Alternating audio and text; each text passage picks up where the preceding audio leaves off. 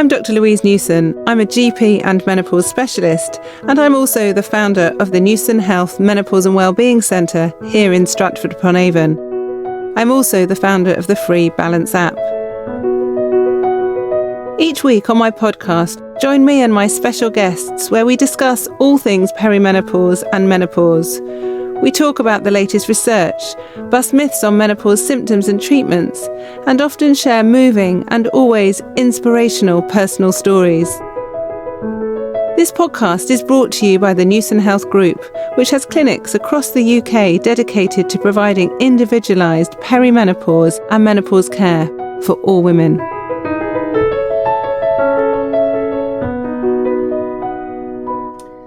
So today on my podcast, I'm really delighted to introduce to you someone I've known for many years, who has been a real inspiration, not just to me, but especially to my husband. He still manages to be a great mentor, friend, and colleague, often when Paul goes abroad to Africa to do charity operating. So I've got with me Steve Payne, who's a urologist who was working at Manchester Royal Infirmary when I did my medical training.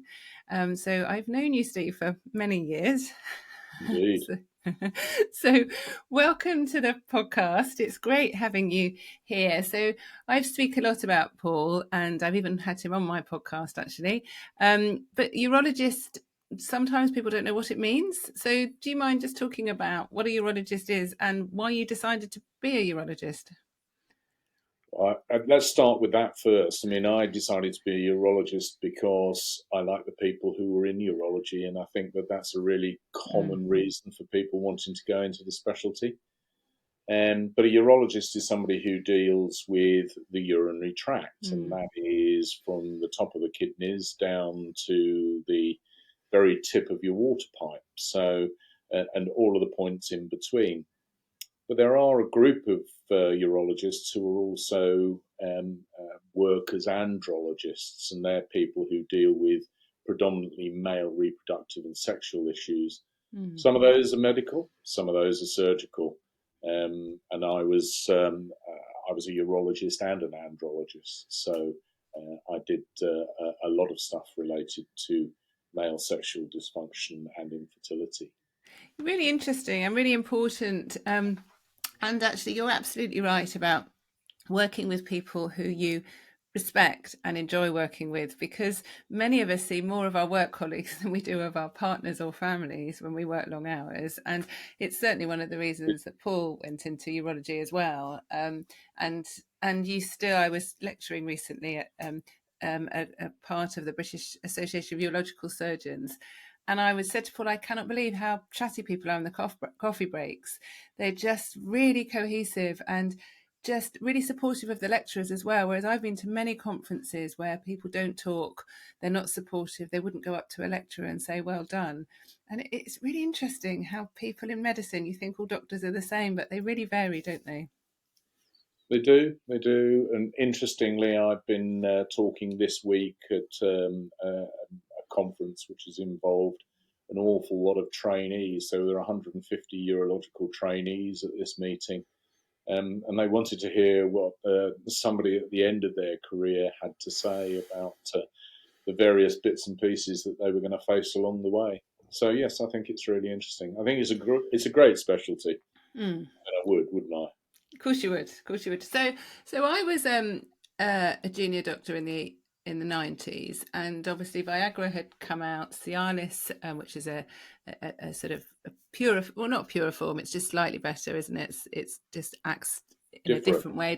Different half-life came out. But when I was a GP, we could only prescribe it as an NHS script for people who had comorbidities, so if they had diabetes, and they really had to prove that they were really struggling with their impotence and sexual desire. And it was quite a big thing. We could do it privately. We were allowed to. The computers were set up so we could prescribe Viagra privately. And it was really interesting because it was the first time actually that I'd seen so many men coming to see me, because men often don't come to the surgery quite as often as women.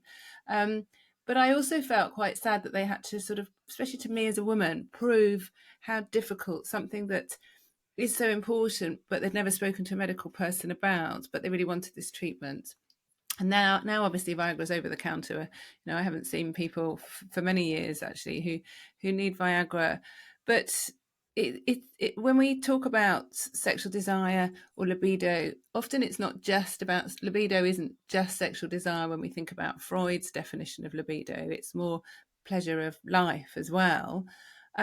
We're having this conversation increasingly in our clinics and academically as well, because we're talking about the role of testosterone. But also with men, it's not just Viagra as well, is it? I mean, you said you're an andrologist as well, so interested in the role of male hormones, which obviously include testosterone to a large extent, don't they?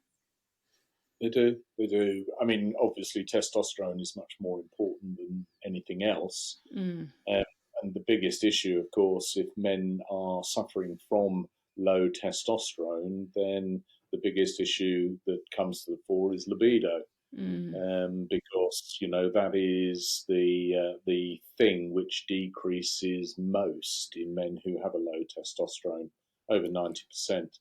But they also suffer from lethargy, mm, um, which is almost as prevalent as reduction in libido, reduction in their erectile function, loss of, strangely, pubic rather than facial hair.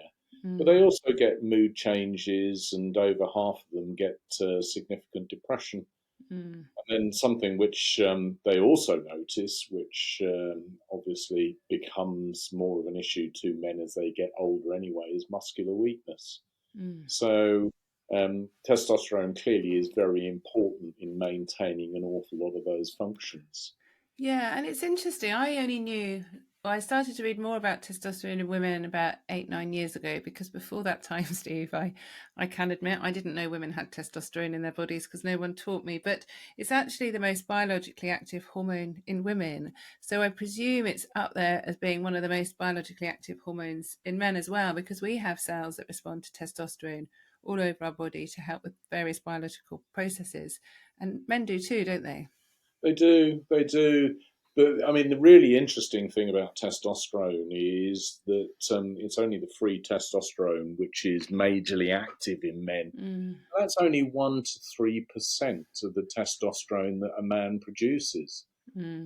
because the vast majority of it is bound to a couple of proteins. One's albumin, Mm, and the other one's something called sex hormone binding globulin, which yes. is produced in the liver.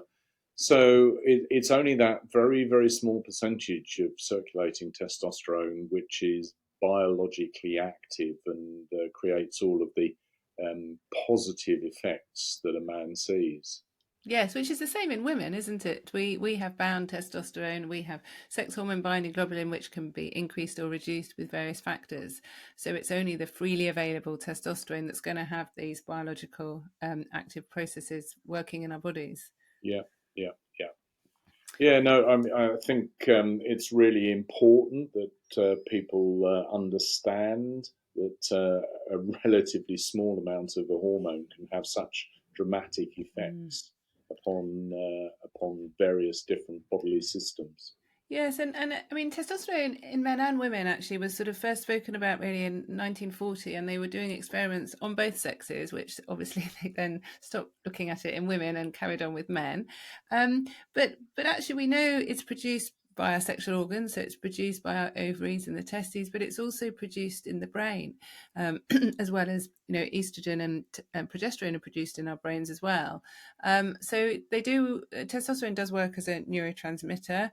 It also can be produced in our muscles as well, and probably in our adrenal glands, and probably other places that we don't even know. But the effects that it can have, like you say, on our energy, on our mood, on our concentration, is really important. But I'm also interested in diseases as well, because I'm quite keen to prevent diseases, not just treat them as a doctor.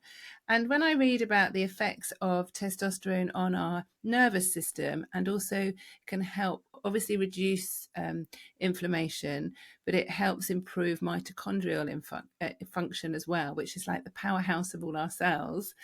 But also on the nerves, it can help rebuild the myelin sheath. And the myelin sheath is is the bit where you can explain. Even as a urologist, you know what a myelin sheath is, don't you, Steve? Putting you Well, on the spot here. it just helps increase the efficiency of neural transmission. In Yes, other it's like the words, conductor bit, isn't it? stimuli go quicker. Yeah, and that's very interesting. So I was doing a talk recently for it was a debate actually for a society about multiple sclerosis and whether menopause care should be better for women with multiple sclerosis. And actually, the person that was saying against it didn't win, and she still agreed with me. But actually, if we've got a hormonal deficiency, especially testosterone, and we've got a condition affecting our nerves, it's a double whammy. But also, I'm very interested in diseases that are more common in women than men. So there are a lot more autoimmune diseases that become more prevalent in women in their late 40s. Multiple sclerosis, for example, is far more common in women than men. And for many years, I've been thinking, well, is it something about estrogen? Because although men have estrogen, we have a lot more estrogen when we're having our periods. But more recently, I've been thinking, is it because of testosterone deficiency? And those men that have some of these, men can have multiple sclerosis. Is some of that going to be related to testosterone deficiency in men as well? And we don't really know the answer, do we? No, certainly not. I mean, if one just concentrates on multiple sclerosis, it's always been said that the further north you go and the further west you go, the higher the incidence of multiple sclerosis. Maybe we ought to be looking at the hormonal levels in Yes. people in those locations. Yeah, and the more I see and speak to women and treat them, and also speak to other experts, not just in the UK but worldwide, there's a lot of us who are picking up a lot more women who are testosterone deficient before they become estrogen deficient, and they often have various symptoms affecting their mood, their energy, their concentration, but like you say, their muscle strength, their stamina. Sometimes they do have flushes that are related to their testosterone, and men can have flushes and sweats, can't they, when their testosterone levels low? They can, they can. I mean, interestingly, although testosterone levels may be significantly reduced in men, there's only about 40% of them who actually get what we would call an andropause. Yes. So, um, not by any manner of means do all men who have a low circulating testosterone actually get significant symptoms as a consequence of it. Mm. So it's obviously an important cofactor in a generation of a lot of other symptoms, but it's probably not the whole answer, No. but is an important cofactor. Yeah, and it's interesting because we often don't know. Like, when I see people in the clinic, as you know, there's no diagnostic test for the menopause. And if someone has low testosterone, I'll say to them, your testosterone's low. You may benefit from having testosterone, but I don't know how many of your symptoms are related to the low testosterone, because there's often lots of reasons why people are tired or they don't sleep well or whatever. But sometimes, as you know, in medicine, things are multifactorial. So it's sometimes a missing piece of the jigsaw. And many years ago, it must have been about 20 odd years ago, we were in general practice. You have these sort of quaff where people have to answer certain things, and it actually goes to the way many GP practices are paid. I've always been salaried, so nothing affected my pay. But the quaff was added for asking people with type 2 diabetes, men with type 2 diabetes, if they had erectile dysfunction.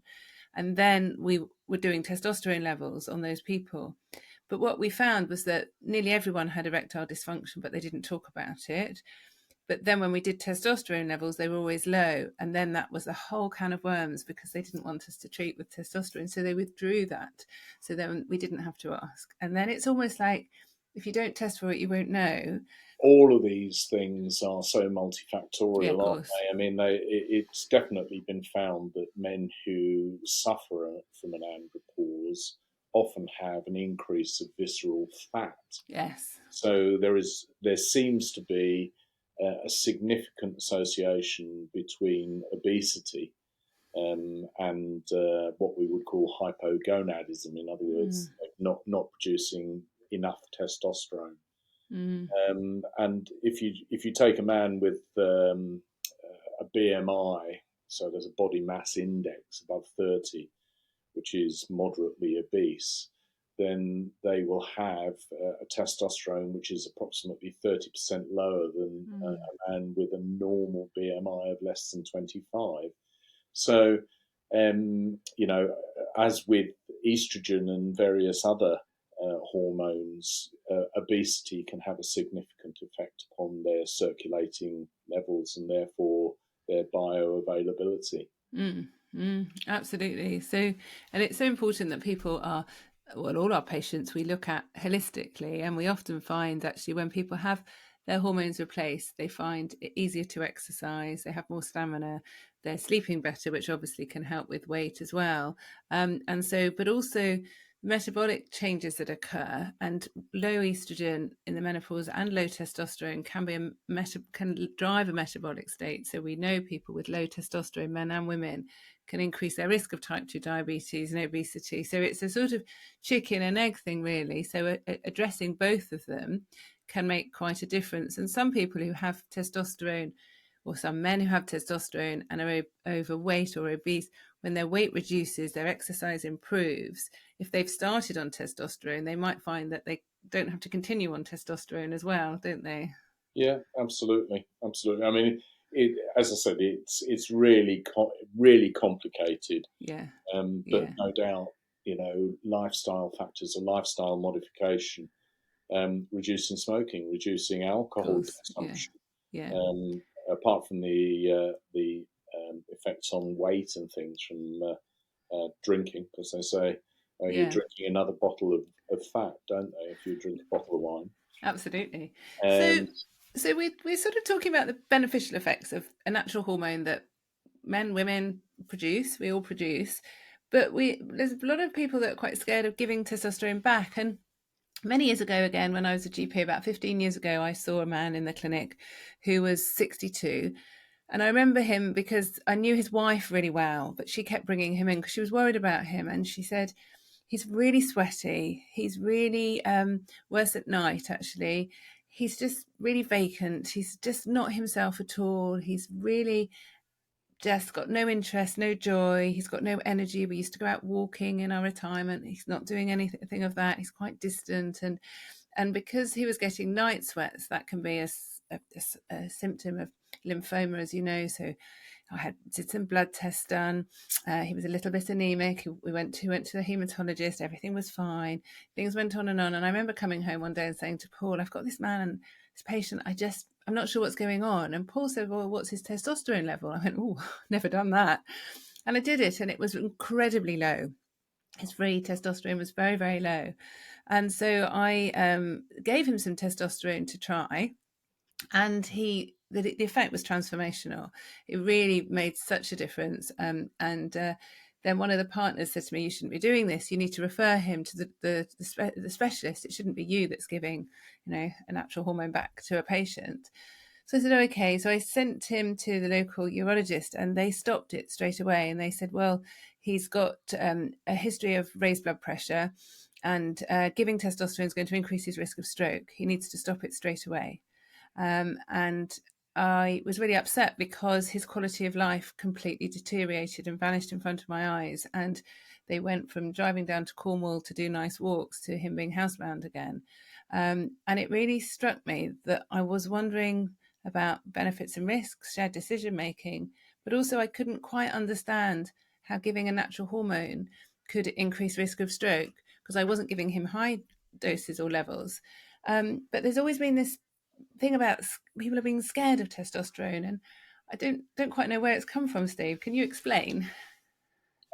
well, I think there are two drivers for this, aren't there? There are a group of individuals who look at all of the adverse effects that you Mm, can have from various hormones without looking at the positive aspects.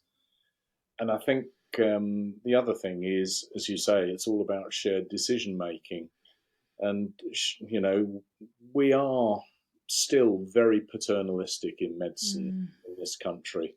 Not perhaps as paternalistic as they are in other countries, but we are still pretty paternalistic, and we have our beliefs, and those beliefs are very largely unshaken, often not based on significant scientific evidence. and they're perpetuated depending upon the specialty that you work in. I mean, I think in urology, we've actually been really quite fortunate in as far as um, urologists have been able to have reasonable conversations with GPs about somebody um, being started on testosterone. And I think the evidence that is out there now about the downsides of testosterone are really quite small. There was a recent paper in the Journal of the American Medical Association which showed, for example, that men who were treated with testosterone had no higher incidence in the development of prostate cancer than a placebo group. And I think that is something which is really, really important. You know, people were worried and are worried and continue to be worried about whether giving more testosterone causes more prostate cancer. But interestingly, the the American Urological Association, in its guidelines in 2018, has actually said that hypogonadal patients, in other words, ones who haven't got a significant amount of testosterone circulating, should make an informed consent before starting testosterone replacement therapy. And that was basically designed for treating hypogonadal men who'd already been treated for prostate cancer. So I think I think that there's quite a lot of acceptance in the urological field that testosterone replacement therapy isn't necessarily a bad thing. And interestingly, I was at a recent meeting where the use of drugs for the treatment of prostate cancer that caused hypogonadism were responsible for a much higher incidence of cardiovascular disease. And that in certain men with cardiovascular risk factors, those drugs should not be used. So there's a strong association, as I know there is in women, between testosterone and cardiovascular disease. Yes, yeah, we know that women who have low levels of testosterone have a greater risk of cardiovascular disease. And there seems to be a real resistance to replacing testosterone to see if it reduces risk in women of cardiovascular disease. But I'm very interested in this because with prostate cancer, some people listening might know, in certain types of prostate, not all types of prostate cancer, but certain types, drugs are given to block the effects of testosterone in the body. And it's the same with estrogen receptor positive breast cancer. Often they give estrogen receptor or estrogen blocking drugs. And you've been part of this group that I'll do another podcast on in the future, looking at the effects of these drugs. And I'm very interested in the different types of estrogen. So we have estradiol, which is a very good type of estrogen, and estrone, which is an inflammatory type. And increasingly, there's evidence that it's the estrone that is related to the breast cancer, not estradiol. So if we're blocking all types of estrogen, you're blocking the good estrogen as well. And there's an increased risk of heart disease, osteoporosis, diabetes when you're blocking, but also the effect of symptoms as well. So even if we're just, and I say just in inverted commas, so we're ignoring health risk, but we're just looking at the person in front of us and how they're suffering, the effects of blocking testosterone in men, blocking estrogen in women are very similar. So you become menopausal basically, or andropausal, don't you? And you do. And I mean, in fact, my brother has recently been treated with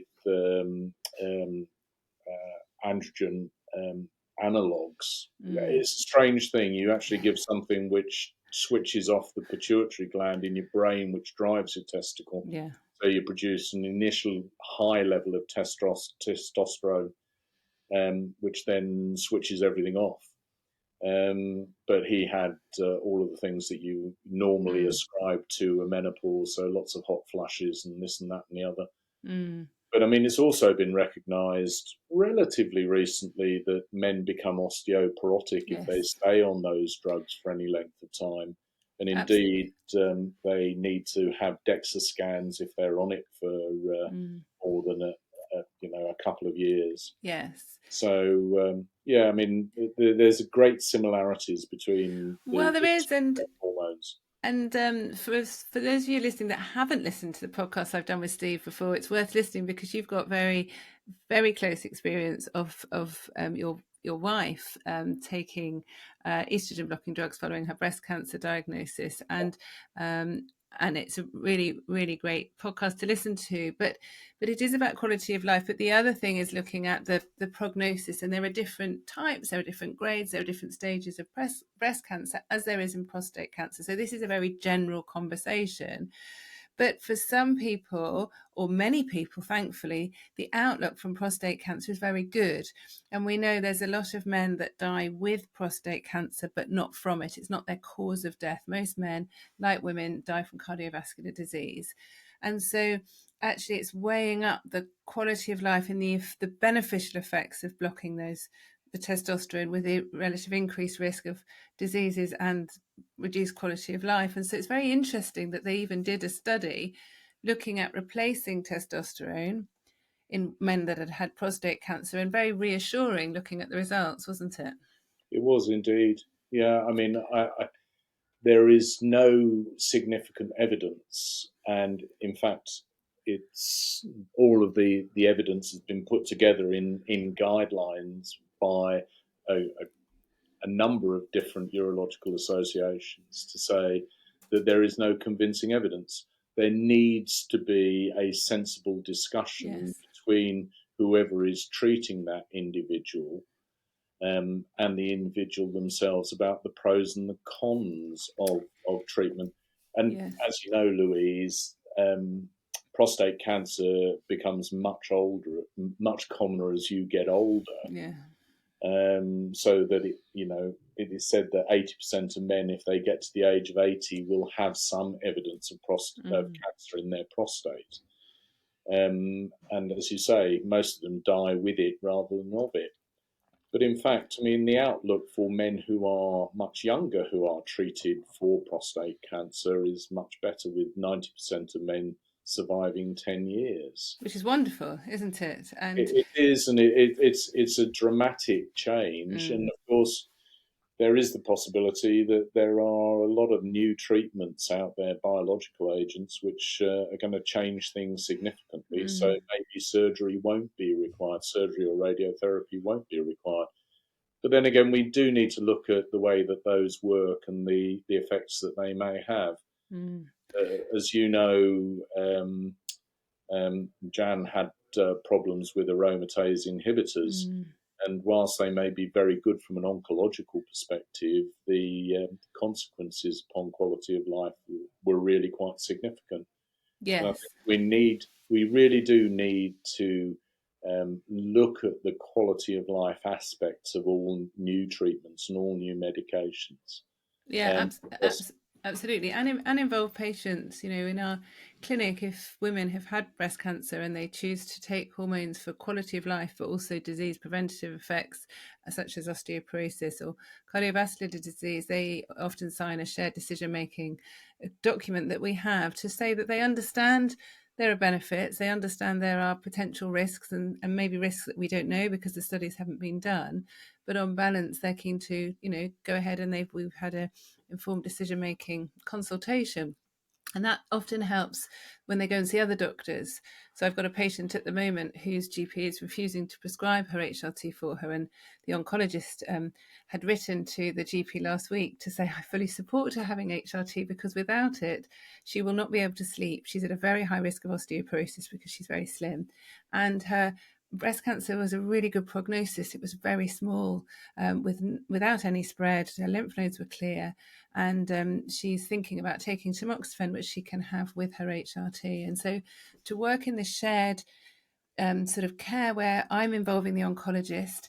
Sadly, the GPs I can't involve, but the oncologist is helping as well. But yeah, putting the patient in the centre, yeah, yeah. and that's really crucial in everything that we do. Even the way you operate on people, the way you decide which operations or which treatment, it varies between people because it's what their expectations, what their knowledge, what their beliefs are, and what any risks they want to take compared to any benefits they might have. And we can't decide, I don't think, for patients, can we? We have to No, just absolutely assist not. them.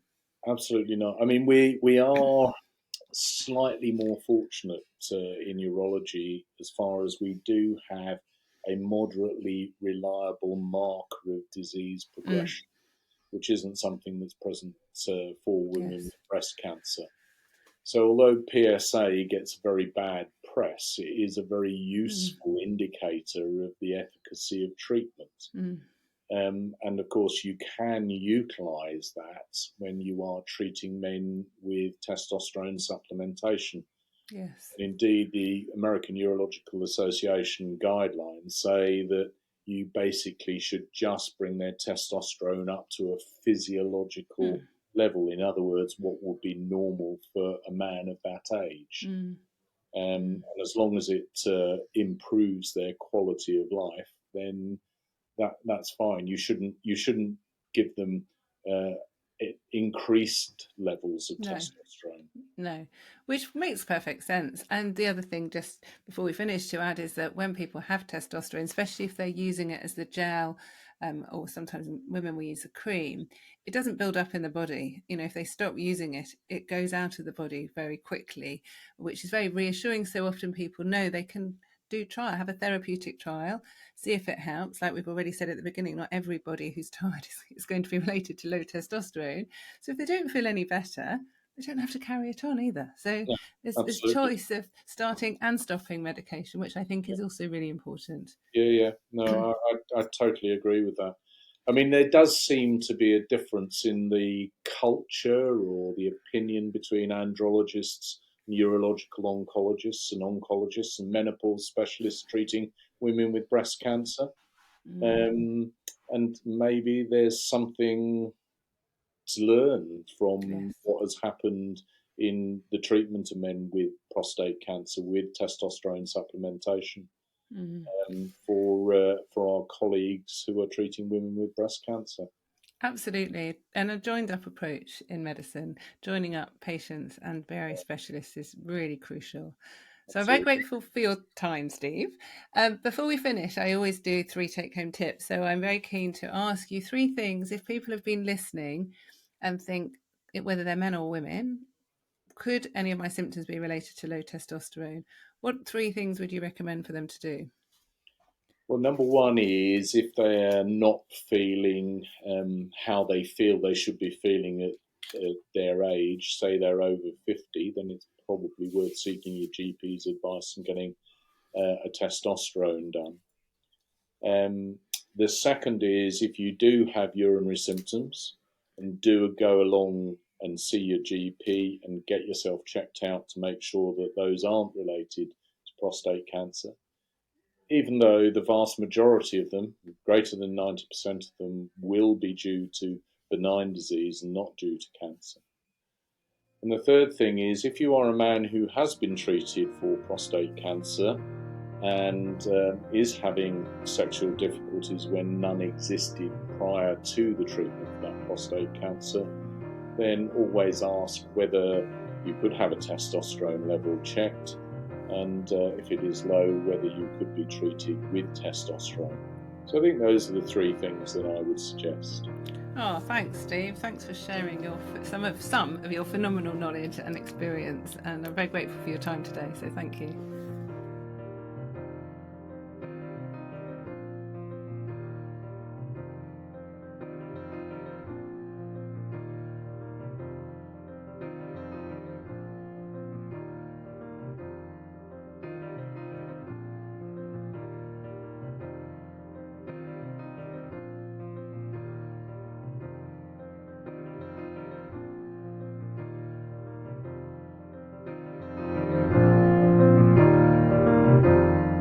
You can find out more about Newson Health Group by visiting www.newsonhealth.co.uk.